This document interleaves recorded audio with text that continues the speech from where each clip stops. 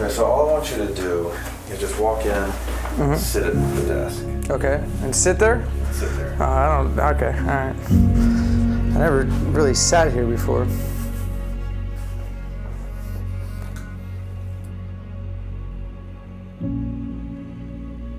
I would characterize it as not a typical story.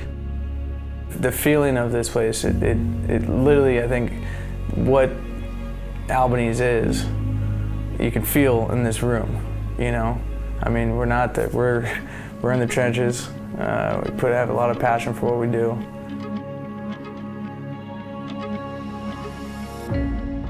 My grandfather was born locally here. He was the youngest of 6 children. His family had immigrated from Italy, and he was really the first in his family to go to high school. His brother was a contractor and then got into ready mix, and grandfather came back, worked with him, and then 5 years after, 1955, decided to start Joseph J. Albanese, start his own company. Uncle Joe instilled such camaraderie with all of his employees, and he would instill in them the passion to take care of the customer, work hard, and those customers will be back. He was very ambitious, but I'm not sure how far his ambition was. His vision was patios and driveways, nothing big. That was just a different vision than my father had. John came along in the mid-'70s after he worked for Central Concrete. My dad leveraged what Grandpa Joe had started and was absolutely focused 100% on growth. Hello and welcome to our company, Joseph J. Albanese. We consider ourselves not only a company, but we are a family because we care about our workers. So, my dad was bigger than life. He was a big guy, gruff, sort of, a little rough around the edges. Not a little, pretty rough. You're not busy. Don't ever tell him that you're not busy. That's the cardinal sin. He grew this company substantially. He took risks that most people would not take, but he had faith in his people. He had faith in his crew. He was pretty amazing. So 2008, the outlook didn't look good.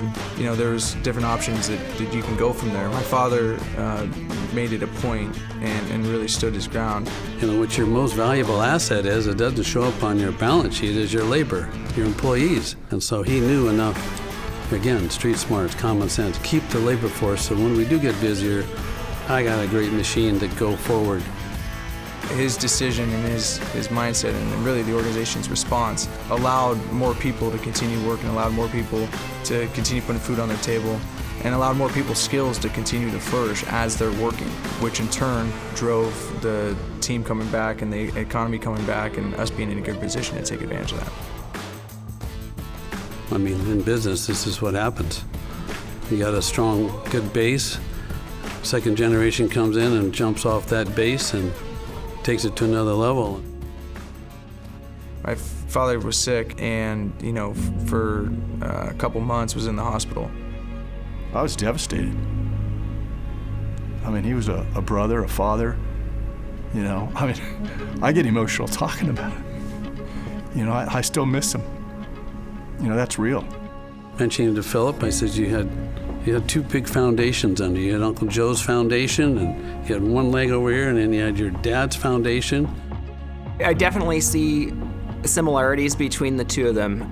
Philip has John's passion for the business, passion for the employees, which I think is what built JJA. They combine a nice combination of old-fashioned values with modern-day approach to construction. So when you've had the luxury of being in business for 70 years and 3 generations, you can pick and choose the things that work well and stand the test of time, and also apply the new things that technology and innovation brings to our business. The American Dream and Joseph J. Albanese, it is a story. I think it is another one of many that fit the idea of the American Dream, insofar as it was started by an immigrant Italian family, and still to this day it's an engine for so many first-generation families and their successes here as well. It's cool, way cool.